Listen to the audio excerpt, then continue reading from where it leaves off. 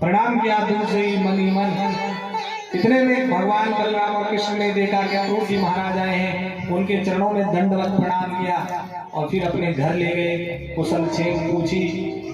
भगवान ने कहा मथुरा में सब कुशल मंगल है, हमारा नाम मात्र का जो मामा है वो ठीक है, बाकी और की क्या कुशल क्षेम पूछूं, क्योंकि और क्रूर कंस के भय से सब दुखी है। अब भगवान लेके नंद राय के अपने घर में जब भगवान उनको लेके गए, तब नंद बाबा ने जो है उनको आसन दिया। नंद बाबा ने उनकी पूजा करी और इसके बाद में रात्रि भर चर्चा चलती रही कि प्रातः काल जो है कंस ने आपके लिए निमंत्रण भेजा है, आपको जो है मेले में चलना है। तो मथुरा के वासी सब कंस से भयभीत होते थे, क्योंकि कहीं कंस हमको समाप्त न कर दे। अगर हम कंस की बात नहीं मानेंगे तो जितना गौरस था नंद बाबा ने कहा सब इकट्ठा कर दो और सब कंस के लिए कल मेले में लेके जाएंगे। तो सबने जितने भी वृंदावन वासी के सारा गौरस इकट्ठा कर दिया। प्रातः काल छकड़ों में भरा। गोपांगना गोपियों को जब पता लगा तो वो गोपियां नंद बाबा के घर में बैठ गई। हम कृष्ण को जाने नहीं देंगे। एक बार पहले गया था तो आया नहीं, लौट गया, और अब जाओगे तो फिर आओगे नहीं। इस प्रकार सोचने लगी गोपियां। गोपियों ने क्या किया कि भगवान के रथ के आगे लेट गई।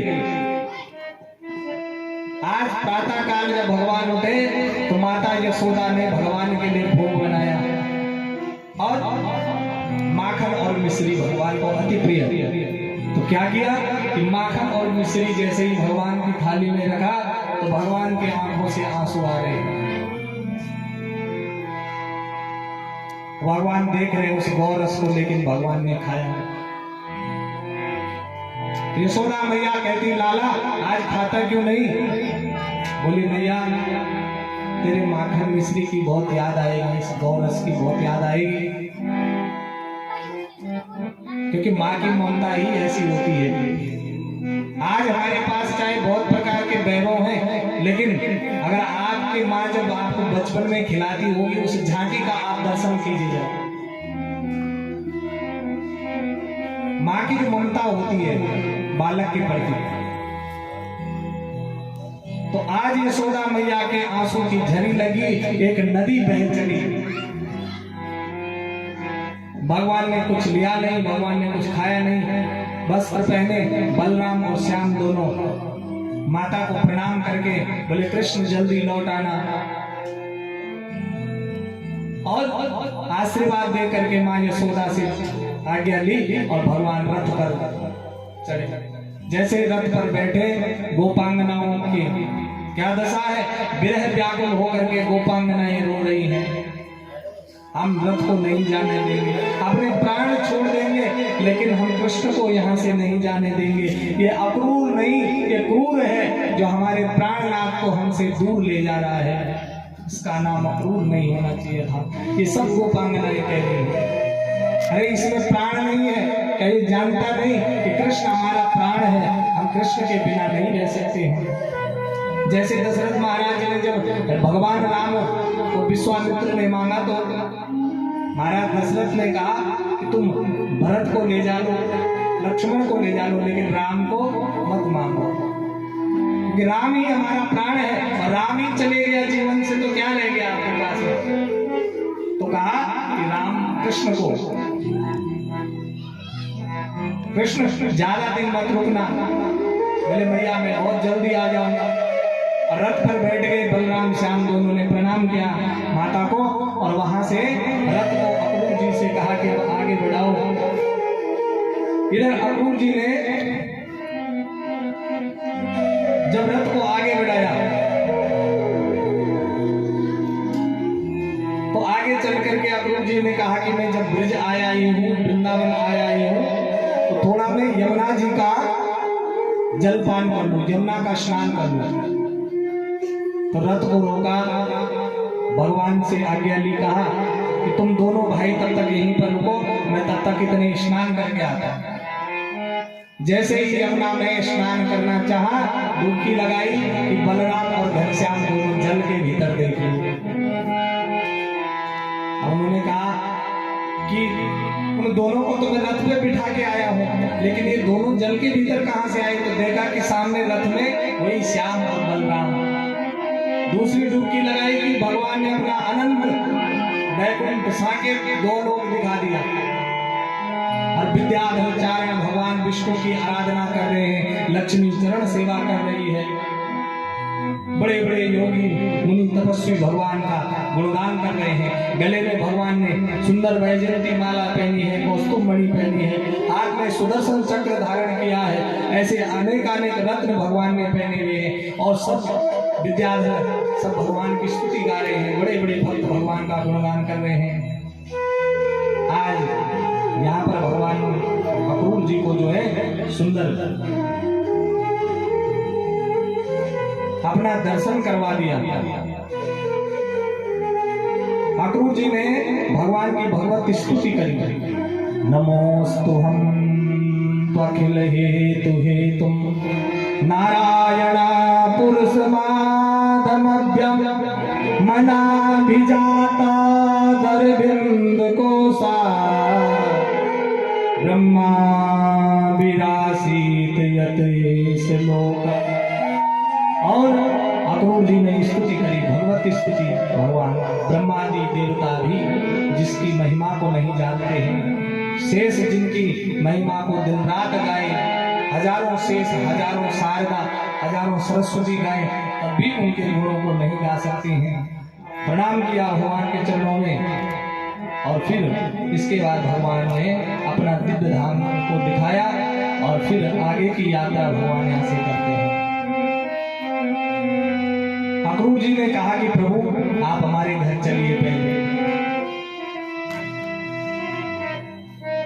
कुछ जलपान कर लीजिए, थोड़ा थकावट दूर हो जाएगी। भगवान ने कहा नहीं, पहले हम जो है मथुरा में जितने दुराचारी हैं उनको समाप्त करेंगे, फिर आपके घर आएंगे। तो इसके बाद भगवान ने जो है मथुरा में प्रवेश किया। मथुरा में जितने भी नारियां हैं आज वो अपने घरों के झरोकों से बाहर निकली और भगवान कृष्ण के दर्शन के लिए, श्याम के और बलराम के दर्शनों के लिए झरोकों से देखने लगी, पुष्प वृष्टि बरसाने लगी। क्योंकि आज पहली बार बाल किशोर श्री कृष्ण भगवान मथुरा में प्रवेश किए हैं। सब भगवान की जय जयकार करने लगे। तो सबसे पहले भगवान को एक रजक नाम का धोबी मिला जो कंस के वस्त्र को प्रेस करके ले जाता है। और उसके पास बहुत अच्छे अच्छे वस्त्र हैं। तो भगवान ने उससे कहा कि भाई ये थोड़ा कुछ वस्त्र हमको भी दे दो।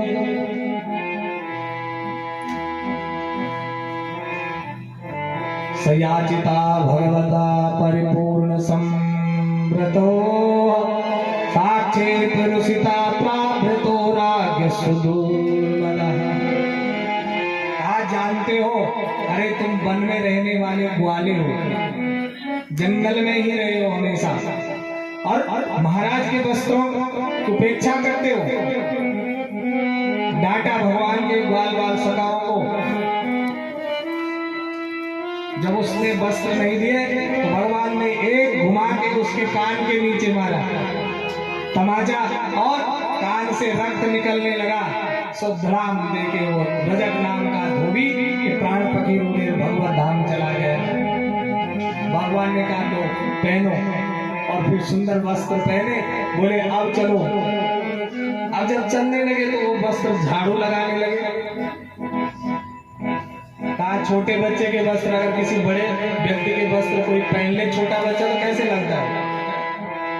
अब वो झाड़ू लगाते लगाते जा रहे वस्त्र। भगवान ने कहा वस्त्र तो मिल गए, लेकिन अब इनकी फिटिंग कराएंगे। तो तब दर्जी मिलाएगा, और उस दर्जी के पास में जब गए तो उसने सुंदर फिटिंग कर दी वस्त्रों को। भगवान ने भी आशीर्वाद दिया, खूब फूलो फलो। तो आज इतने का कपड़ा नहीं है जितने का सिलाई है। ठाकुर जी का आशीर्वाद है उसको। उसके यहाँ इतनी भीड़ है, टाइम ही नहीं है उसके पास में। अब भगवान ने कहा ये सब हो गया, फिर सुदामा नाम के माली के घर गए भगवान, और वहां भगवान को उस माली ने अपने बगीचे में सुंदर सुंदर फूल उगाए हैं। जैसे हम अपने घरों में सुंदर सुंदर फूल उगाते हैं और कहते हैं कि मैं अपने ठाकुर जी को चढ़ाऊंगी, है अपने शिव को चढ़ाऊंगी, अच्छे अच्छे फूल, अच्छा अच्छा फल है भगवान को अर्पण करेंगे, हमको भी अच्छा मिलेगा। अब है हम पनीर, दही मट्ठा और भगवान तक पिंजरी,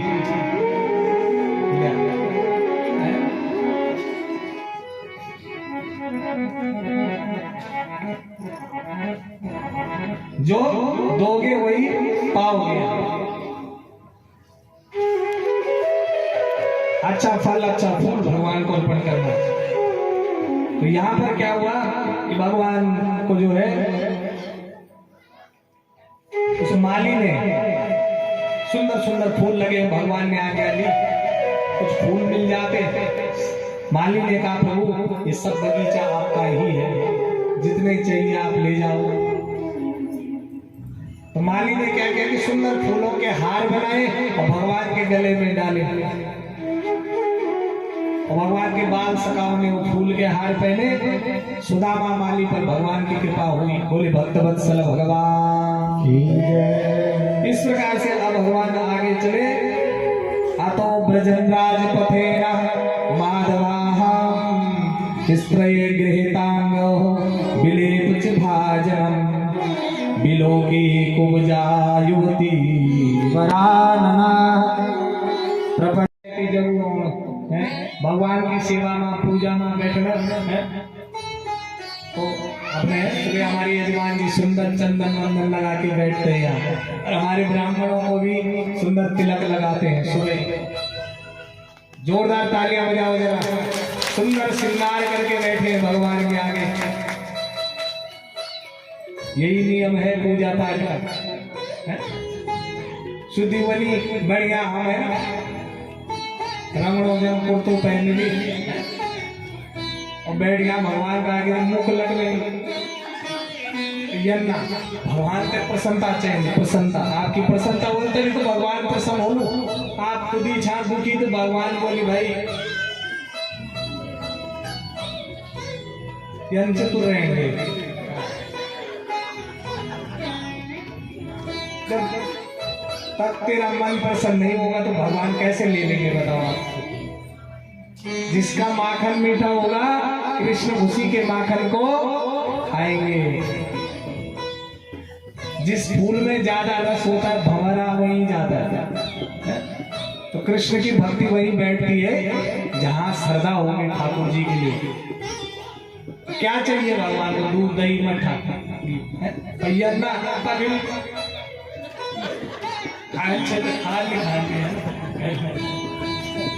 क्या नहीं, प्यार से प्रेम से। अब भीतर जो कलमश है उसको निकाल के, क्योंकि जब तक वो रहेंगे कृष्ण से प्रेम नहीं होगा। कृष्ण से प्रेम करना है तो अपने आत्मा को शुद्ध करना है। आत्मा जिसकी शुद्ध हुई वही कृष्ण से प्रेम कर सकता है। अन्यथा हम प्रेम तो करते हैं लेकिन तो हमारे हृदय में नहीं बैठते।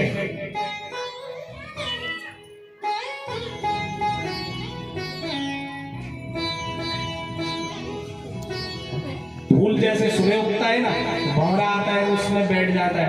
एक दिन एक भंवरा बैठा फूल में, अब किसी ने वो फूल तोड़ा और भंवरा अंदर ही प्राण छोड़ दे उसने, लेकिन फूल नहीं छोड़ा उसने। वैसे ही जिसने कृष्ण के चरण पकड़ दिए फिर वो कहीं और शरणागति नहीं लेता है। बोले भक्तवत्सल भगवान जय। अब वहां जब भगवान पहुंचे, मथुरा में प्रवेश किए हैं, तो सब कृष्ण की जय जयकार कर रहे हैं, कृष्ण के दर्शन कर रहे हैं। और वहां एक कंस की दासी है, 3 जगह से टेढ़ी है, इसका नाम है कुब्जा। त्रिवक्रा ने इसको कहा है। तो वो 3 जगह से टेढ़ी है और उसके हाथ में अंगराग है, चंदन है। महाराज कंस के लिए ले जा रही है। तो भगवान ने कहा कातम बरे त्वेद्वतुहानुलेपना कस्यांगने तुम कथस्य साधु। भगवान ने कहा अरे बरानने, अरे सुंदरी। भगवान आज तक इसमें किसी ने सुंदरी नहीं कहा, और किसी को कह दो तुम जैसा सुंदर तो कोई नहीं है तो बस है? तो अरे सुंदरी। अब इसने कहा आज तक तो हमको सब तिल बकरा कह के कुबड़ी कह के पुकार देते हैं, जिसकी जैसी सूरत होगी वैसा ही तो होगा। और क्रीम पाउडर लाखों लगा लो तो गोरे थोड़ा ना होने वाले।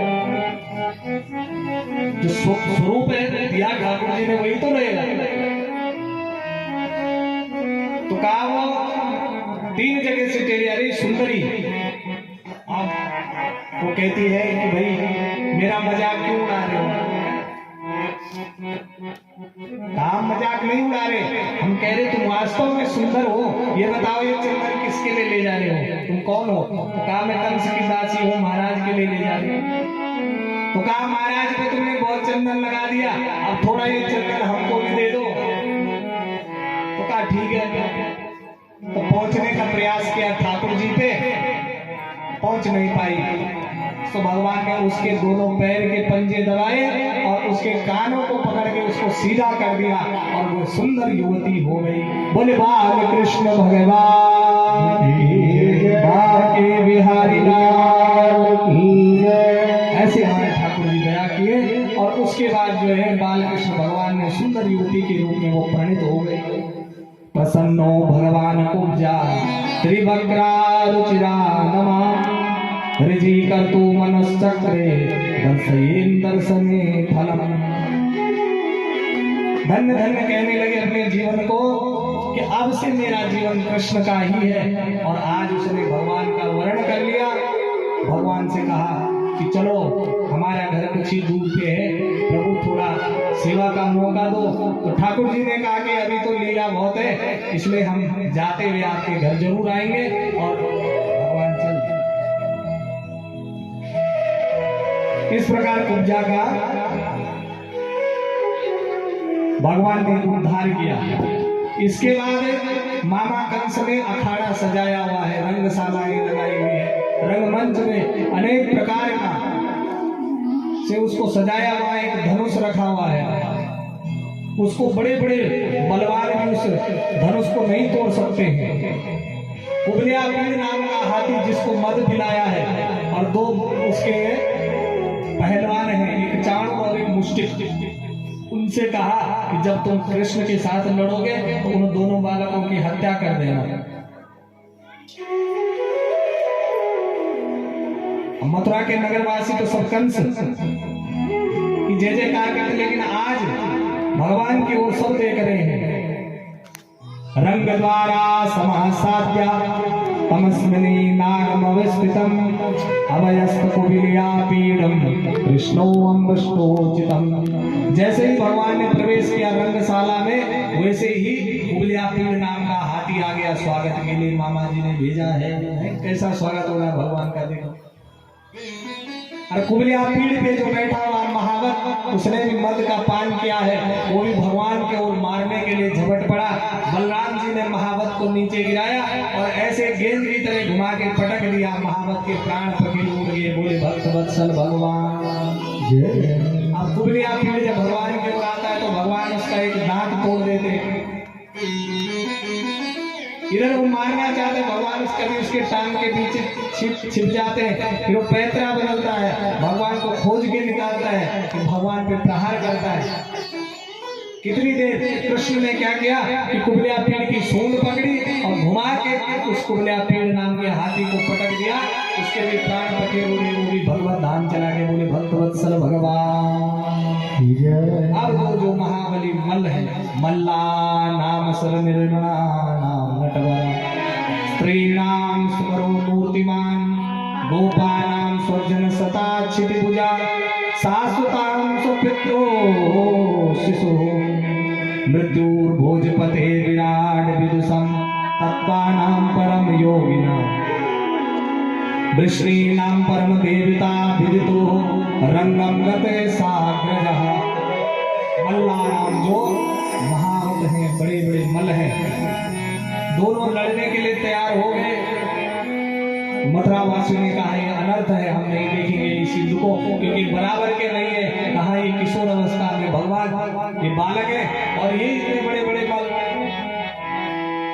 कंस ने कहा हमने इनकी बहुत चर्चे सुने हैं। महावत भी कहने लगे हाँ ये छोटे नहीं है, ये बलवानों में श्रेष्ठ है, इन्होंने अगासुर बकासुर धेनुकासुर को मार दिया जंगल में, हमने नहीं देखा, लेकिन आज अखाड़े में युद्ध होगा। भगवान ने हाथ उठाया, भगवान ने कहा हम युद्ध करेंगे।